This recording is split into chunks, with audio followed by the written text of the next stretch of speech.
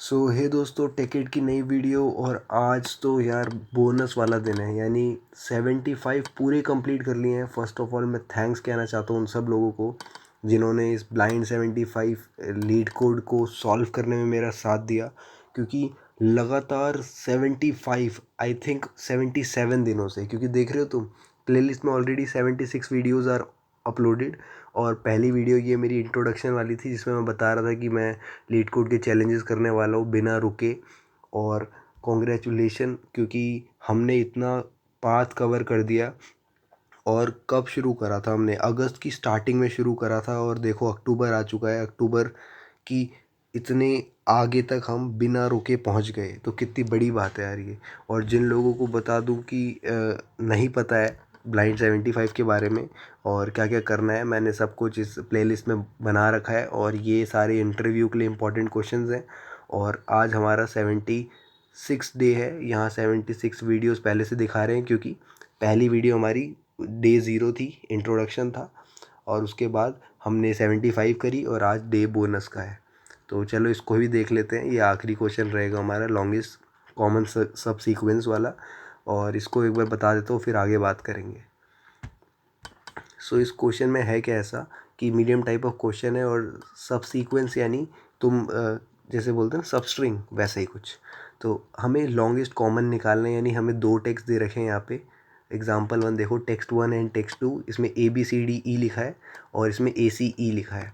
तो हमें चेक करना है कि दोनों में मतलब कॉमन है तो कितना कॉमन है, ये बताना है। तो मुझे ए दिख रहा है, बी को हटा दो, थोड़ी देख ले। सी दिख रहा है, हाँ। डी को हटा दो, ई दिख रहा है, यानी 3 तो मेरे को दिख रहे हैं, दोनों में सेम है, तो 3 आंसर हो गया, है ना। तो ये इस क्वेश्चन को मैंने क्यों रखा, मतलब इस लिस्ट में क्यों रखा गया, अभी तुम्हें समझ में आएगा।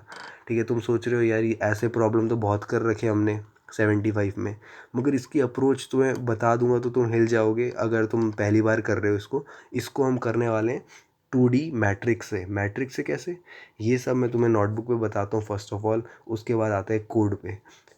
चलो। सो इस प्रॉब्लम में क्या है कि हमें टेक्स्ट 1 और टेक्स्ट 2 दे रखी है, और ये 2D का इंट्रूशन जो है उस पे पहुँचने से पहले तुम्हें बेसिक आइडिया दे दूँ कि यहाँ पे ABCDE लिखा है। अब तुम दोनों टेक्स्ट को चेक करोगे, जबकि मेरे को ए मिल गया, तो ए हमें मिल चुका है, तो उसके बाद बचा क्या, ये बचा। ठीक है, इफ़ दे आर सेम, और ये बचा यहाँ से। तो इसका मतलब अब हमारी प्रॉब्लम जो है वो सब प्रॉब्लम में डिवाइड हो गई है। दिस इज़ अवर सब प्रॉब्लम +1, क्योंकि हमें ए मिल चुका है। तो हमें ऐसे करके चेक कर रहे हैं। फॉर एग्जांपल अगर ए की जगह यहाँ पे कुछ और होता, मान लो FBCDE ACE, तब ये तो मिले नहीं है ना। फिर हमें चेक करना पड़ता इंडिविजुअली दूसरी जगह जाके, तब कोई सब प्रॉब्लम नहीं डिवाइड होती। अगर ऐसा केस है तो हमें पता चल जाएगा कि एक सब सीक्वेंस तो मिल गया। LSC बनाना है ना हमें, तो एक तो मिल गया। तो हमें फ़िलहाल क्वेश्चन में जो दे रखा है वो ये दे रखी है, ABCDE और ACE। तो इसका 2D फॉर्मेशन कैसे करेंगे हमने ये बना दिया I और J, और ACE को यहाँ लगा दिया, ABCDE को यहाँ लगा दिया। तो चेक कैसे करेंगे, हमारा प्रोसीजर ये होगा कि अगर मिल जाते हैं तो हमें डायगनली जाना है, अगर नहीं मिलते हैं तो हमारे पास दो ऑप्शन है। देखो, मेरे को मिल गए, ए और ए जो है मैच कर गए, तो मैं यहाँ हूँ, यानी डायगनली जाऊँगा। ठीक है। अब बी और सी को चेक करा, ये चीज़ समझ में आती है डायगनली क्यों जा रहे हैं, क्योंकि अब हमारा ऊपर नीचे जाने का फ़ायदा नहीं है ना, क्योंकि ये दोनों का काम तो हो चुका है। अब बाकी बचे ये और ये, है ना। अब ये सब प्रॉब्लम में क्या है, बी और सी को देख के मैं अभी यहाँ पे आ रखा हूँ और चेक करा कि बी और सी तो इक्वल है नहीं, तो हमारे पास दो रास्ते हैं, एक तो सामने जाने के लिए, एक नीचे जाने के लिए, है ना। हम कौन सा प्रेफर करेंगे, जिसमें भी हमारी मैक्सिमम वैल्यू आएगी। अभी समझ में आएगा मैक्सिमम वैल्यू क्या होती है, मगर देखने से ही पता चल रहा है सी और सी जो है वो मैच खा रहे हैं, इसका मतलब ये रास्ता सही था, है ना। तो सही रास्ता है तो डायगनली जाओ। अब यहाँ पहुँचे हम, यहाँ देखा डी और ई तो मैच है ही नहीं, तो हम कहाँ जाएंगे, एक तो सामने जाएंगे और एक नीचे जाएंगे। नीचे पहुँचे तो मिल गया भाई, ई और ई मैच खा रहे हैं, इसका मतलब डायगनली जाएंगे। अच्छा, ये डायगनली ये आउट ऑफ बाउंड हो जाएंगे ना, जब हम यहाँ पे भी आउट ऑफ बाउंड हो जाएंगे, तो अल्टीमेटली हम क्या करने वाले हैं, ऐसी खाली जगह पे हम, वैसे तो हम सारे के सारे मैट्रिक्स में ही ज़ीरो से इनिशियलाइज़ करने वाले हैं, तो इन सबको ज़ीरो ही मान लेंगे, है ना। तो हम एक एक्स्ट्रा जगह बनाएंगे जिसको ज़ीरो मान लेंगे, उसके बाद यहाँ हमें पता चल जाएगा रुकना है। तो असल में है क्या हमारा इंट्यूशन, ये है बॉटम अप अप्रोच है।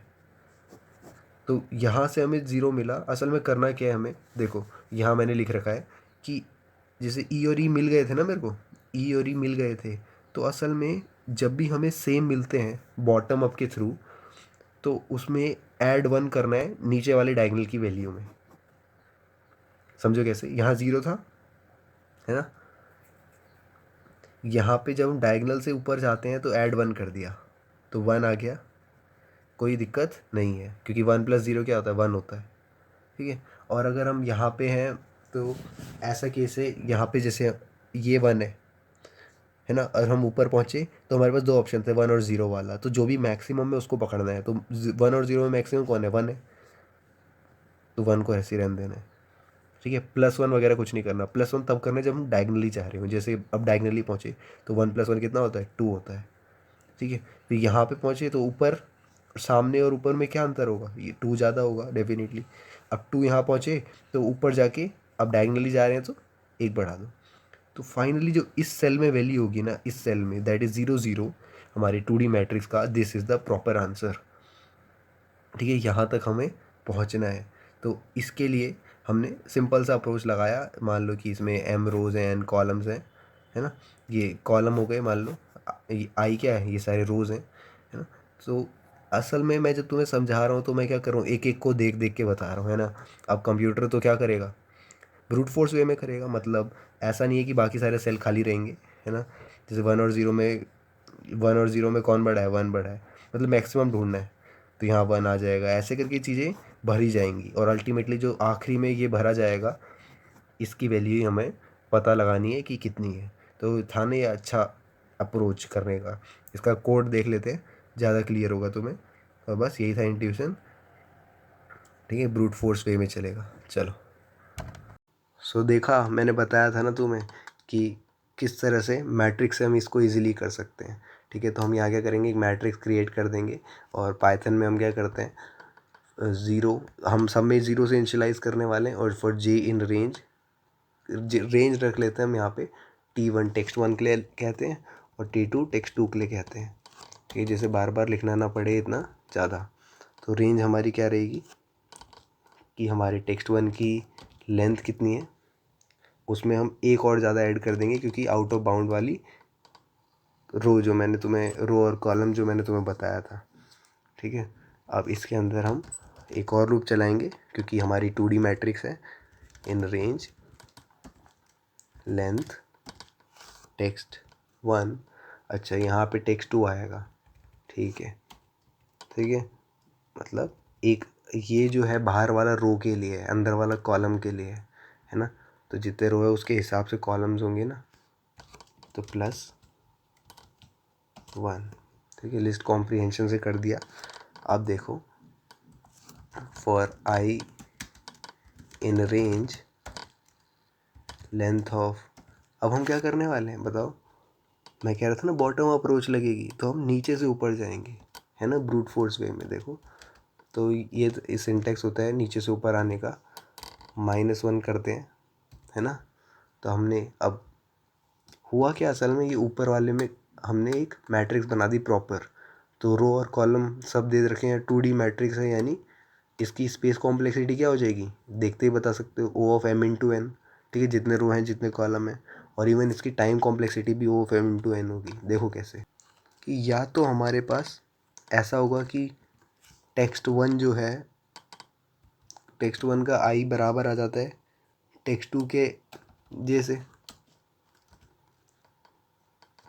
है ना, ऐसा केस आ सकता है, या बराबर नहीं आएगा। तो दो ही तो केस है, या तो इक्वल आ जाएंगे वो, जैसे मैंने तुम्हें दिखाया था कि ए से ए मैच कर गया था, अभी हम पीछे से चल रहे हैं तो ई से ई मैच कर रहा होगा स्टार्टिंग में, है ना। तो अगर इक्वल आता है तो कुछ करना पड़ेगा, वरना एल्स पार्ट में आ जाओ। तो वो क्या कुछ होगा, मैट्रिक्स का आई जे, मैट्रिक्स है ना ये हमारी, तो इसके आई जे के साथ हम क्या कर देंगे, वन ऐड कर देंगे। मैं इसको कॉपी कर लेता हूँ।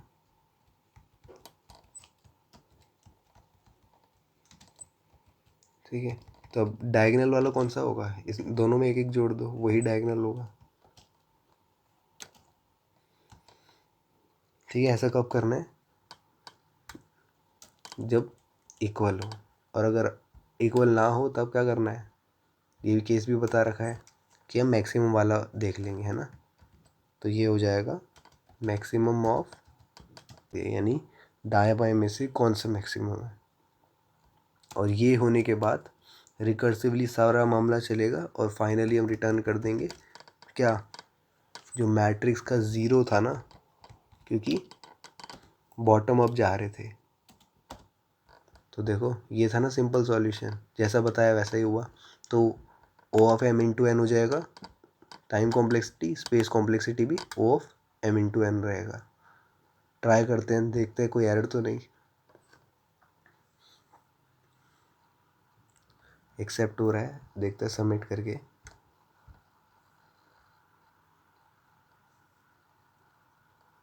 तो देखो सबमिट भी हो रहा है, काफ़ी अच्छा, फास्टर देन 92% है। इसका कोड मैं तुम्हें दे ही दूँगा, ठीक है, डिस्क्रिप्शन में। और फाइनली हमारे ये प्रॉब्लम भी सॉल्व हो गया, है ना। तो मैं तुम्हें यही बताने जा रहा था कि पिछले 75 डेज से, और for me it is 77 days, और मैं ऐसे ही डालते रहूँगा, ठीक है। इनिशियली हम हॉल्ट कर रहे हैं, देखते हैं कि फिर किस चीज़ पे आएँ। और यहाँ पे मैंने बहुत सारी प्लेलिस्ट भी बना रखी हैं, ठीक है। तो देख रहे हो अभी ब्लाइंड पे काम चल रहा था, हम इंटरव्यू प्रिपरेशन के भी, मतलब जो तुम्हारे डाउट रहते हैं कहाँ से करें, क्या रिसोर्सेज हैं, तो वो सब यहाँ दिख जाएंगे। फिर हमने कुछ वेबसाइट्स को भी रिव्यू करा था, DBMS SQL learn for free में तो बहुत सारी चीज़ें मिलेंगी, ठीक है। ये सिक्योरिटी, मतलब cyber security related, Python related बहुत कुछ मिलेगा तुम्हें इसमें, है ना। तो हम ऐसे ही करके करते जाते हैं चीज़ों को। और इवन मेरा सबसे पहला दिन जो था, जिसमें मैंने सबसे ज़्यादा अपना समय लगाया, वो था ये वेब डेवलपमेंट सीरीज़, ठीक है, जिसमें HTML CSS Python bootstrap, Python तो अलग से है, बूटस्ट्रैप सिखाया था। तो हम कंसिस्टेंसी के मामले में बहुत अच्छे हैं, ठीक है। तो तुम्हें अगर कुछ नया सीखना है तो डेफिनेटली चैनल को सब्सक्राइब कर दो, नए हो तो, पुराने हो तो कंसिस्टेंट रहो, ठीक है। तो बस फिर यही है। और देखो डे 0 से शुरू करा था, आज डे हमारा 76 है। तो अल्टीमेटली 77 वीडियोज़ हो गई और हम लगे पड़े थे लगातार। तो बस यही बताना था तुम्हें, और ऐसे ही चैनल को सपोर्ट करते रहो, लाइक करते रहो। और तुम्हारे जो डाउट हैं, हम ऐसे नहीं है कि हम लीड कोड से छुटकारा पा लिया हमने, नहीं। ब्लाइंड 75 तो एक ज़रिया थी बस करने की, मस्ट डू था ये लीड कोड का, कि अगर ये 75 क्वेश्चन को ही एटलीस्ट रिवाइज़ कर लोगे, रिकैप कर लोगे। हम ऐसा भी कर सकते हैं, इसको रिकैप करें, ठीक है, चीज़ों को जल्दी जल्दी करें कि हाँ इस क्वेश्चन में ये होता है, उसमें ये होता है, ऐसे करके भी करेंगे, ठीक है, जिससे कि रिवीजन हो जाए तुम्हारा। तो पहले एटलीस्ट इन सारी वीडियोस को तुमने देखा तो, है ना, तभी तो हम आगे बढ़ेंगे। तो बहुत कुछ करने वाले हैं लीड कोड के, और problems, code forces, code chef, ठीक है, बहुत कुछ है। तो बस आज के लिए इतना ही। और फाइनली हमारा चैलेंज जो है वो पूरा हुआ, जिसके लिए मैं लगा हुआ था दिन रात।